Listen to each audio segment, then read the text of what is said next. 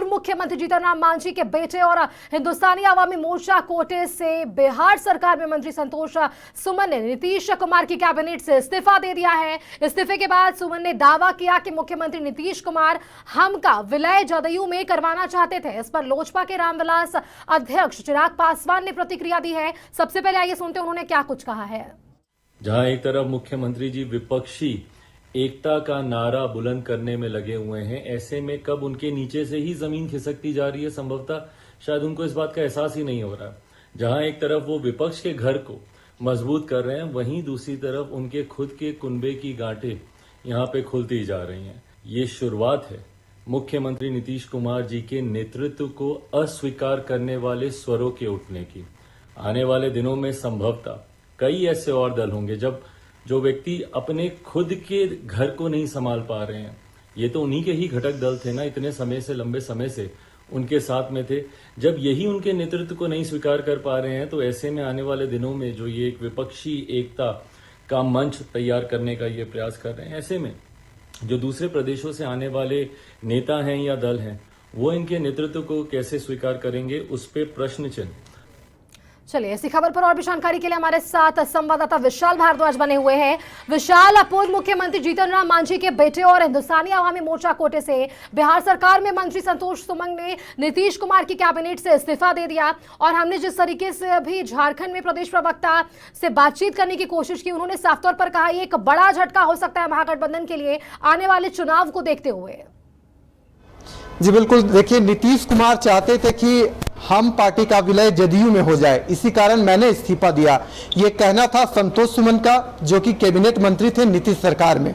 देखिए महागठबंधन सरकार वहां पर है बिहार में और वहां पर विपक्ष की एकजुटता को लेकर बैठक होनी है 23 जून को। इससे पहले इस प्रकार का इस्तीफा देना कहीं ना कहीं यह संकेत दे रहा है कि जो विपक्षी एकजुटता पर नीतीश कुमार बात करते थे उसमें दरार दिख रही है। देखिए हम पार्टी के चीफ हैं जीतन राम मांझी, उनकी अगर हम बात करें तो जो राजनीतिक विशेषज्ञ हैं उनका यही कहना है कि बीजेपी से प्यार या गठबंधन में राह। देखिए इस पूरे जो शब्दों का जो इंगित है, इससे में बिहार की राजनीति घूम रही है। देखिए सुष्मिता, हमें देखना होगा कि 2024 में लोकसभा का चुनाव होना है। इससे पहले एक और विपक्षी जो सभी पार्टियां हैं एकजुट हो रही है ताकि केंद्र में नरेंद्र मोदी सरकार को हराया जाए। वहीं इस प्रकार का इस्तीफा देना कहीं ना कहीं यह संकेत दे रहा है कि महागठबंधन में फूट है। देखिए संतोष सुमन का जो वक्तव्य आया है, उनका कहना था कि नीतीश कुमार चाहते थे कि हम पार्टी का विलय हो जाए। उन्होंने कहा कि हम अपना संघर्ष जारी रखना चाहते हैं, हमारी जो पार्टी है जिस मुद्दे के साथ, जिस विचारधारा के साथ हम आगे बढ़ रहे थे, उस विचारधारा पर हम कायम रहेंगे। तो देखिए उन्होंने इस्तीफा दे दिया है। अब आगे कैसे जो राजनीतिक विशेषज्ञ हैं या जो राजनीतिक पार्टी ने यह भी दावा किया है कि मुख्यमंत्री नीतीश कुमार ने हम का विलय जदयू में करने का दबाव जो है उन पर बनाया गया। क्या लगता है कि सच में ऐसा कुछ हुआ होगा? क्योंकि जिस तरीके से हमने अभी बीजेपी से बातचीत की है, तो बीजेपी का तो साफ तौर पर कहना है कि ये जो दबाव है वे लगातार मुख्यमंत्री नीतीश कुमार लोगों पर बनाते हुए आए हैं और हम क्या जो विलय है वो जदयू में करना चाहते थे वे। जी बिल्कुल, देखिए राजनीति में कुछ भी हो सकता है, राजनीति को प्रोबेबिलिटी ऑफ गेम कहा जाता है। देखिए बिहार में अभी नीतीश सरकार वहां के मुख्यमंत्री हैं, उन्हीं के नेतृत्व में बिहार सरकार चल रही है।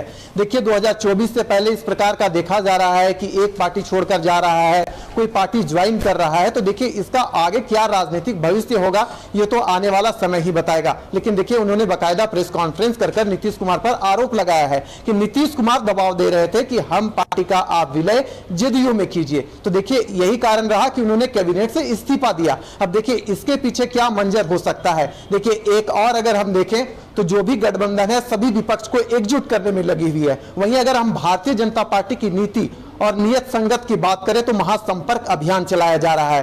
ये देखिए महासंपर्क अभियान जरूर बताया जा रहा है कि केंद्र की नरेंद्र मोदी का जो 9 वर्षों का कार्यकाल है उसमें जो उपलब्धियां थी उसे हम जनता तक पहुंचा रहे हैं। लेकिन सुष्मिता, हमें यह भी देखना होगा कि सीधे जनता से संपर्क किया जा रहा है, ना केवल जनता से बल्कि जो भी राजनीतिक पार्टियां हैं जो चाहती हैं कि मोदी जी फिर से केंद्र में अपनी सरकार पर आए, तो ऐसे पार्टियों को भारतीय जनता पार्टी एकजुट करने में लगी हुई है। देखिए कर्नाटक में जरूर भारतीय जनता पार्टी ने चुनाव हारा, लेकिन वहां के जीडीएस से जो मुखिया है वहां से भारतीय जनता पार्टी ने उनसे संपर्क साधना शुरू कर दिया है। यही जो मंजर है, यही जो नीति है बिहार में भी देखने को मिल रही है। तो बिल्कुल विशाल कहा जा सकता है कि ये पूरा उलटफेर जो है, वो बदलाव जो है, वो आने वाले चुनाव के कारण हमें देखने को मिल रहा है। तमाम जानकारी के लिए विशाल आपका बहुत बहुत धन्यवाद हमारे साथ जुड़ने के लिए। तो ये थे हमारे साथ रांची से संवाददाता विशाल भारद्वाज, जिन्होंने आप तक सटीक जानकारी पहुंचाई है। बड़ी खबर है बिहार से, पूर्व मुख्यमंत्री जीतन राम मांझी के बेटे और हिंदुस्तानी आवामी मोर्चा कोटे से बिहार सरकार में मंत्री संतोष सुमन ने नीतीश कुमार की कैबिनेट से इस्तीफा दे दिया है। इस्तीफे के बाद सुमन ने दावा किया